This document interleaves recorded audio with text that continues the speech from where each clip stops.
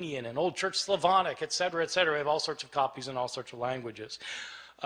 These copies can be compared with one another, and when you compare these copies with one another, there are lots of mistakes in them because no two of these copies are exactly alike in their wording. How old are these copies that we have? Well, the oldest copy that we have of any book of the New Testament is actually a little fragment that was discovered in Egypt. This fragment is about the size of a credit card, and it's written on both front and back. That's significant, by the way, that it's written on both front and back, because it tells you that this copy actually came from a book, like we have books today where you've got pages written on front and back, as opposed to a scroll. Christians early on preferred writing their scriptures in books rather than in scrolls. That made these books different from other books throughout the Roman world. This little credit card-sized scrap that we have is called P52.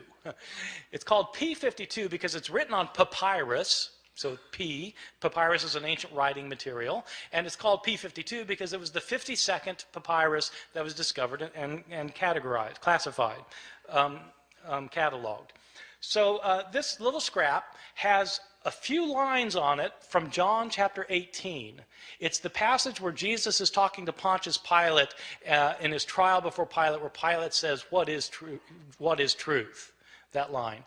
So that's that. It's written on, and it's written both front and back. Now the thing is, if you have a little scrap like that, and it's written on the front and the back, and you know what passage it comes from, then you can actually do some interesting things, because you can figure out, even though you don't have a complete line on this page, you can figure out where this thing was on the page.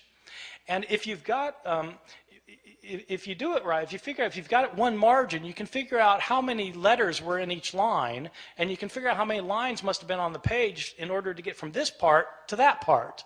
See what I'm saying? So you can actually reconstruct how long the page was, and then you can calculate how many pages were in this manuscript, because how many pages would it take with this many letters in it to create the Gospel of John.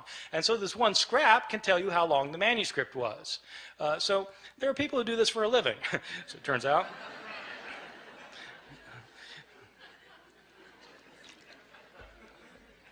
So this is the oldest scrap. How old is it? This scrap, P52, is usually dated to the first half of the 2nd century. The way they date ancient manuscripts is actually on the basis of a handwriting analysis. The science of this is called paleography.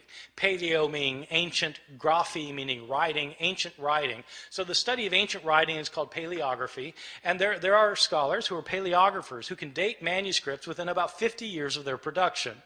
The way the science works is that handwriting in the ancient world, before there was the invention of printing, changed slowly over time. So people made letters in certain distinctive ways depending on when they lived.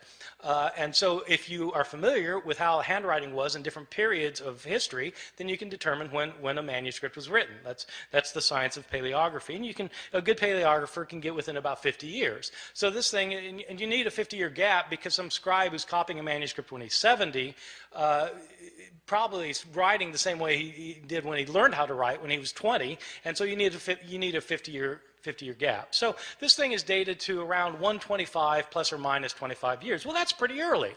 This is from the Gospel of John. This little piece was probably written about 30 or 40 years after John itself had been produced. So that's pretty good. We don't get a complete copy of the Gospel of John until, again, around the year 200. But we do have this little scrap. Most of the manuscripts we have are not anywhere near this early, though. We start getting full manuscripts at the beginning of the 3rd century, around the year 200, 150, 170 years after Jesus' death. These are about 120 years after most of these books had been written.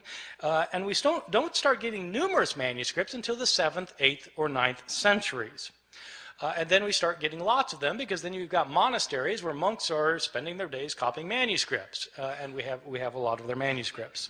And so 5,700 manuscripts, some of them going back into the 2nd century, none of them being the originals, or even within a few years of the originals. So with all of these differences, with all of these manuscripts, how many differences are there? Throughout the Middle Ages, it appears that the scholars didn't realize that there was a problem of not having the original text, or very